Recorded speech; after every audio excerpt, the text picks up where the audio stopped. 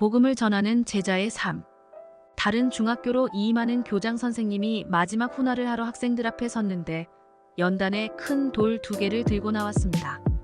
한마디 말도 없이 돌을 들고 단상 앞으로 나오는 교장 선생님을 보고 학생들은 의아해했습니다. 교장 선생님은 돌 하나를 땅에 내려놓고 다른 돌 하나를 운동장 빈 곳을 향해 힘껏 던졌습니다. 다시 단상으로 돌아온 교장 선생님은 아래에 둔 돌을 가리키며 말했습니다. 여러분이 품은 꿈을 제가 던진 돌처럼 힘껏 던지십시오. 어디까지 갈 수 있을지는 모르지만 그래도 힘껏 던지십시오. 던지지 않은 돌은 여기 발 아래 평생 있을 뿐입니다. 새마을 운동의 최전선에서 한국 근대화를 위해 한 몸을 바치신 김준 선생이 황등중학교 교장직 이임식에서 했던 말입니다. 그리스도인에게는 무조건 던져야 하는 돌이 바로 전도입니다. 전도만큼 마음에 부담이 되고 어려운 일은 없지만 그럼에도 우리는 말씀을 따라 때를 얻든지 못 얻든지 전도라는 돌을 던져야 합니다. 거절을 당한다 해도 포기하지 말고 계속해서 전도의 돌을 던지는 것이 우리가 맡은 사명입니다. 여러 어려움이 따른다고 해도 포기하지 말고 최선을 다해 전도하며 살아가십시오.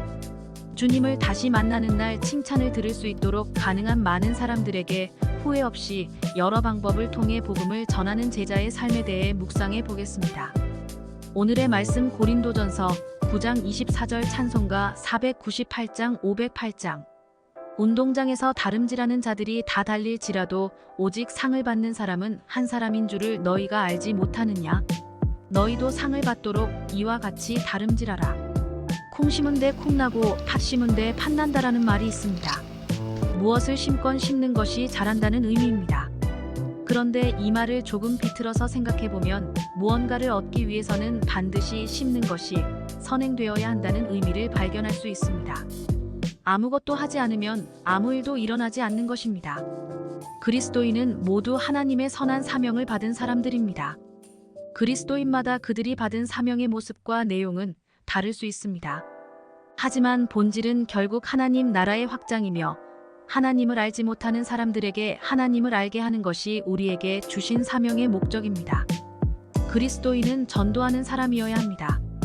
우리는 하나님께서 가장 기뻐하시는 일이 죽었던 생명이 다시 주님께로 돌아오는 것임을 알고 있습니다. 그런데 그 일을 하지 않는다면 하나님의 기쁨이 되지 않겠다는 것과 다를 바가 없습니다.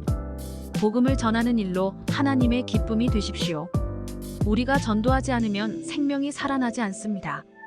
복음을 전하는 사람이 있어야 듣는 사람도 있는 법입니다. 전도하는 사람이 있어야 생명이 살아나는 것입니다. 가만히 있으면서 누군가가 전할 것이라고 생각하지 말고 우리가 먼저 이 세상에 나아가 복음을 전해야 합니다.